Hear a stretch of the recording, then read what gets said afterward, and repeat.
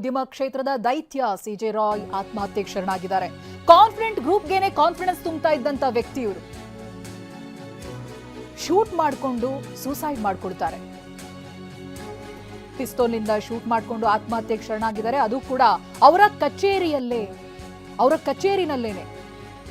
CJ Roy ಕಚೇರಿ ಮೇಲೆ ಬೆಳಗ್ಗೆ ಐಟಿ ದಾಳಿ ಮಾಡುತ್ತೆ. ಲ್ಯಾಂಗ್ಫರ್ಡ್ ಟೌನ್ ನಲ್ಲಿರುವಂತಹ ಕಚೇರಿ ಇದು, ರಾಯ್ ಅವರ ಕಚೇರಿ.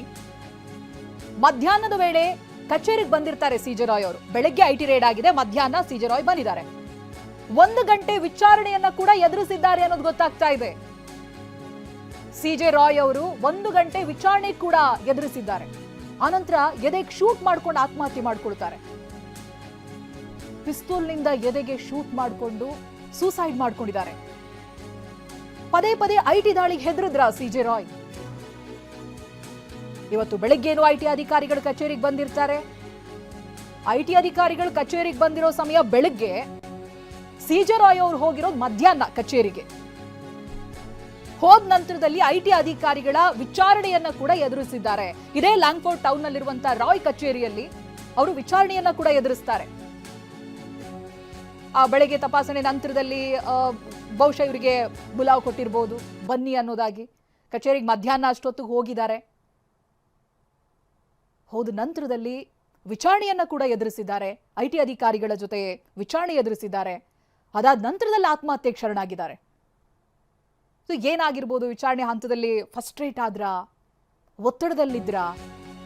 ಇದೆಲ್ಲ ಕೂಡ ಈಗ ಇರುವಂತ ಪ್ರಶ್ನೆಯಷ್ಟೇ. ಐಟಿ ಅಧಿಕಾರಿಗಳ ಎದುರೇನೆ ಸಿಜೆ ರಾಯ್ ಆತ್ಮಹತ್ಯೆ ಮಾಡ್ಕೊಳ್ತಾರೆ. ಶೂಟ್ ಮಾಡಿಕೊಂಡು ಸುಸೈಡ್ ಮಾಡ್ಕೊಳ್ತಾರೆ. ಹಾರಿಬಲ್ ಇದು. ಕಾನ್ಫಿಡೆಂಟ್ ಗ್ರೂಪ್ನ ಮುಖ್ಯಸ್ಥರು ಸಿಜೆ ರಾಯ್ ಐಟಿ ದಾಳಿ ನಡೀತಾ ಇದ್ದಾಗ್ಲೇ ವಿಚಾರಣೆ ಎದುರಿಸಿದ ನಂತರದಲ್ಲಿ ಸಿಜೆ ರಾಯ್ ಆತ್ಮಹತ್ಯೆಗೆ ಶರಣಾಗಿದ್ದಾರೆ. ಪ್ರದೀಪ್, ಕೆಲವೊಂದಷ್ಟು ವಿಚಾರಗಳು ಗೊತ್ತಾಗ್ತಾ ಇದೆ. ಈ ಸ್ಥಳದಲ್ಲೇ ಇದ್ದೀರಿ ನೀವು, ಕಚೇರಿ ಮುಂಭಾಗದಿಂದ ಲೈವ್ ನಲ್ಲಿ ಜಾಯ್ನ್ ಆಗ್ತಾ ಇದ್ದಾರೆ. ಅವರು ಕಚೇರಿಯಲ್ಲಿ ಐಟಿ ಅಧಿಕಾರಿಗಳು ಬಂದಿದ್ರು. ಐಟಿ ಅಧಿಕಾರಿಗಳು ಕಚೇರಿಯಲ್ಲಿ ಇದ್ದಂತ ಸಂದರ್ಭ ವಿಚಾರಣೆಯನ್ನ ಕೂಡ ಎದುರಿಸಿದ್ದಾರೆ. ಮಧ್ಯಾಹ್ನ ಕಚೇರಿಗೆ ಬಂದಿರುವಂತ ರಾಯ್ ಆ ನಂತರದಲ್ಲಿ ಐಟಿ ಅಧಿಕಾರಿಗಳು ಇರ್ಬೇಕಾದ್ರೇನೆ ಎದೆಗೆ ಶೂಟ್ ಮಾಡಿಕೊಂಡು ಸುಸೈಡ್ ಮಾಡ್ಕೊಂಡಿದ್ದಾರೆ ಅನ್ನೋದು ಗೊತ್ತಾಗ್ತಾ ಇದೆ. ಪ್ರದೀಪ್, ಖಂಡಿತ ಚೈತ್ರ, ಬಿಲಿಯನರ್ ಆಗಿರುವಂತಹ ಸಿಜೆ ರಾಯ್ ಅವರು ದೇಶ ವಿದೇಶಗಳಲ್ಲೂ ಸಹ ಸಾಕಷ್ಟು ಉದ್ಯಮಗಳನ್ನು ಹೊಂದಿದ್ರು. ರಿಯಲ್ ಎಸ್ಟೇಟ್ ಆಗಿರ್ಬೋದು, ಎಜುಕೇಷನ್ ಆಗಿರ್ಬೋದು, ಎಂಟರ್ಟೈನ್ಮೆಂಟ್ ಆಗಿರ್ಬೋದು, ಈ ರೀತಿಯಾಗಿ ಕೋಟ್ಯಾಂತರ ರೂಪಾಯಿಯ ವ್ಯವಹಾರವನ್ನು ಬಿಸ್ನೆಸ್ ಅನ್ನು ಮಾಡ್ತಾ ಇದ್ರು. ಆದರೆ ಈ ಒಂದು ವ್ಯವಹಾರಕ್ಕೆ ಐಟಿ ಅಧಿಕಾರಿಗಳು ಸಹ ಆಗಾಗ ದಾಳಿಯನ್ನು ನಡೆಸಿ ಪರಿಶೀಲನೆಯನ್ನು ಮಾಡ್ತಾ ಇದ್ರು. ತೆರಿಗೆ ವಂಚನೆ ಆರೋಪ ಹಿನ್ನೆಲೆ ಅವರನ್ನ ದಾಖಲಾತಿಗಳನ್ನು ಪರಿಶೀಲನೆ ನಡೆಸ್ತಾ ಇದ್ರು. ಆದರೆ ಇವತ್ತು ಕೂಡ ಬೆಳಗ್ಗೆ 8 ಗಂಟೆ ಸುಮಾರಿಗೆ ಸುಮಾರು 10ಕ್ಕೂ ಹೆಚ್ಚು ಅಧಿಕಾರಿಗಳು, ಅಂದ್ರೆ ಐಟಿ ಅಧಿಕಾರಿಗಳು ಬೆಂಗಳೂರಿನ ಹೊಸೂರು ರಸ್ತೆ ಅಂದ್ರೆ ಲ್ಯಾಂಗ್ಫರ್ಡ್ ಟೌನ್ ನಲ್ಲಿರುವಂತಹ ಕಾನ್ಫಿಡೆಂಟ್ ಗ್ರೂಪ್ ಕಚೇರಿ ಮೇಲೆ ದಾಳಿಯನ್ನು ನಡೆಸಿದ್ದಾರೆ. ಮಧ್ಯಾಹ್ನದವರೆಗೂ ಸಹ ಸಿಜೆ ರಾಯ್ ಅವರು ಮನೆಯಲ್ಲಿದ್ದು ಮಧ್ಯಾಹ್ನದ ನಂತರ ಕಚೇರಿಗೆ ಬಂದಿದ್ದಾರೆ. ಈ ರೀತಿ ಐಟಿ ಅಧಿಕಾರಿಗಳು ದಾಳಿ ಮಾಹಿತಿ ಸಿಕ್ಕ ತಕ್ಷಣ ಅವರನ್ನು ಸಹ 1 ಗಂಟೆಗಳ ಕಾಲ ಐಟಿ ಅಧಿಕಾರಿಗಳು ವಿಚಾರಣೆಯನ್ನು ನಡೆಸಿದ್ದಾರೆ.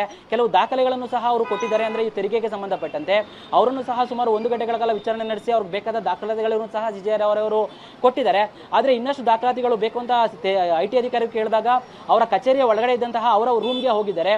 ಈ ವೇಳೆನೆ ಪಿಸ್ತೂಲ್ನಿಂದ ಅವರು ತಮ್ಮ ಎದೆಗೆ ಗುಂಡನ್ನು ಆರಿಸಿಕೊಂಡು ಸೂಸೈಡ್ ಅನ್ನ ಮಾಡ್ಕೊಂಡಿದ್ದಾರೆ.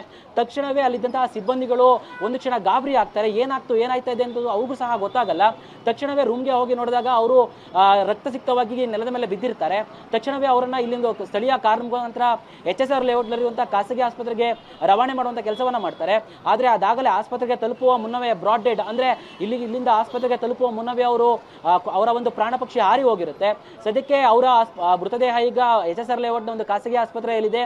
ಅಲ್ಲಿ ಮುಂದಿನ ಕಾನೂನು ಪ್ರಕ್ರಿಯೆ ಏನಿದೆ ಅದು ನಡೀತಾ ಇದೆ. ಇದ್ರ ಜೊತೆಗೆ ಈಗ ಕಾನ್ಫಿಡೆಂಟ್ ಗ್ರೂಪ್ ನ ಕಚೇರಿ ಅಂದ್ರೆ ಲ್ಯಾಂಗ್ಫರ್ಡ್ ಟೌನ್ ನಲ್ಲಿರುವಂತಹ ಕಚೇರಿ ಏನಿದೆ, ಈ ಕಚೇರಿಯಲ್ಲಿ ಐಟಿ ಅಧಿಕಾರಿಗಳು ಕೂಡ ಇನ್ನೂ ಇದ್ದಾರೆ. ಸದ್ಯಕ್ಕೆ ಅವ್ರನ್ನ ಇಲ್ಲಿನ ಪ್ರಾಥಮಿಕವಾಗಿ ಪೊಲೀಸರು ವಿಚಾರಣೆಯನ್ನು ನಡೆಸ್ತಾ ಇದ್ದಾರೆ. ಯಾಕಂತ ಹೇಳಿದ್ರೆ ಐಟಿ ಅಧಿಕಾರಿಗಳ ಸಮ್ಮುಖದಲ್ಲಿ ಈ ರೀತಿಯಾದಂತಹ ದುರ್ಘಟನೆ ಆಗಿರುವಂತದ್ದು. ಹೀಗಾಗಿ ಐಟಿ ಅಧಿಕಾರಿಗಳನ್ನು ಸಹ ಏನಾಯ್ತು, ಯಾಕೆ ಈ ರೀತಿ ಆಯ್ತು, ಯಾವೆಲ್ಲ ರೀತಿಯಾಗಿ ಅವ್ರಿಗೆ ದಾಖಲಾತಿ ಕೇಳಿದ್ರಿ, ಯಾವ ರೀತಿ ಕ್ವಶನ್ಸ್ ಕೇಳಿದ್ರಿ, ಅವರ ಮಾನಸಿಕ ಸ್ಥಿತಿ ಹೇಗಿತ್ತು, ಈ ರೀತಿಯಾಗಿ ಪ್ರಾಥಮಿಕವಾಗಿ ಏನೇನು ಕೇಳಬೇಕು ಅದನ್ನೆಲ್ಲವನ್ನು ಸಹ ಇಲ್ಲಿನ ಪೊಲೀಸರು ಅಂದ್ರೆ ಅಶೋಕ್ ನಗರ ಪೊಲೀಸರು ಮತ್ತು ಖುದ್ದು ಕೇಂದ್ರ ವಿಭಾಗದ DCP ಅಕ್ಷಯ್ ಮಚೀಂದ್ರ ಅವರು ಮಾಡ್ತಾ ಇರುವಂತದ್ದು. ಇನ್ನು ದೃಶ್ಯದಲ್ಲಿ ಗಮನಿಸಬಹುದು, ಈ ಕಾನ್ಫಿಡೆಂಟ್ ಗ್ರೂಪ್ ಕಚೇರಿ ಕಚೇರಿಗೆ ಯಾರನ್ನು ಸಹ ಒಳಗಡೆ ಬಿಡ್ತಾ ಇಲ್ಲ. ಪೊಲೀಸ್ ಸರ್ಪಗಾವಲೊಂದನ್ನೇ ಹೇಳ್ಬೋದು. ಕಚೇರಿ ಮುಂದೆ ಬ್ಯಾರಿಕೇಡ್ಗಳನ್ನು ಕೂಡ ಅಳವಡಿಸಿದ್ದಾರೆ. ಹಾಗೆ ಇಲ್ಲಿ ಕಾರು ಐಟಿ ಅಧಿಕಾರಿಗಳ ಕಾರ್ ಕೂಡ ಇದೆ.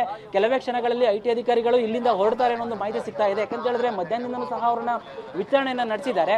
ಹೀಗಾಗಿ ಐಟಿ ಅಧಿಕಾರಿಗಳು ಸಹ ಸರ್ಕಾರಿ ಅಧಿಕಾರಿಗಳಾಗಿರುವ ಕಾರಣಕ್ಕಾಗಿ ಅವ್ರಿಗೂ ಸಹ ಈಗ ಅವರು ಕೆಲವೊಂದು ವಿಚಾರಣೆಯನ್ನು ನಡೆಸಿ ಅವ್ರಿಗೆ ಮತ್ತೆ ವಿಚಾರಣೆ ಕರೆದಾಗ ಬರಬೇಕು ಅಂತ ಅಧಿಕಾರಿಗಳು ಹೇಳ್ತಾರೆ. ಹೀಗಾಗಿ ಅವ್ರನ್ನು ಸಹ ಇಲ್ಲಿಂದ ಕಳಿಸುವಂತ ವ್ಯವಸ್ಥೆ ಆಗ್ತಾ ಇದೆ.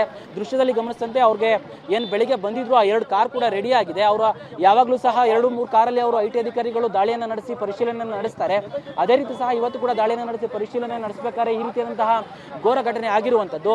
ಇನ್ನು ಸಿಜೆ ರಾಯ್ ಅವರ ಮೃತದೇಹವನ್ನ ಈಗ ಸ್ಥಳೀಯ ಅಂದ್ರೆ HSR ಲೇಔಟ್ನ ಒಂದು ಆಸ್ಪತ್ರೆಯಲ್ಲಿ ಇಟ್ಟಿದ್ದು ಅಲ್ಲಿ ಮೃತದೇಹವನ್ನ ಮರಣೋತ್ತರ ಪರೀಕ್ಷೆ ಆಗಿರ್ಬೋದು ಅಥವಾ ಮುಂದೆ ಅಲ್ಲಿನ ಪೊಲೀಸರು ಹೋಗಿ ಅಲ್ಲಿ ವಿಚಾರಣೆ ಮಾಡೋದಾಗಿರ್ಬೋದು, ಮತ್ತೆ ಮೃತದೇಹದ ಮರಣೋತ್ತರ ಪರೀಕ್ಷೆಗೆ ಯಾವ ರೀತಿಯಾಗಿ ಕಾನೂನು ಪ್ರಕ್ರಿಯೆ ಇದೆ ಅದನ್ನ ನಡೆಸುವಂತ ಕೆಲಸವನ್ನ ಮಾಡ್ತಾ ಇದ್ರೆ, ಈ ಕಡೆ ತನಿಖೆಯ ಭಾಗವಾಗಿ ಪೊಲೀಸರು ಇಲ್ಲೂ ಕೂಡ ವಿಚಾರಣೆಯನ್ನ ಮುಂದುವರಿಸ್ತಾ ಇರುವಂತದ್ದು. ಚೈತ್ರ.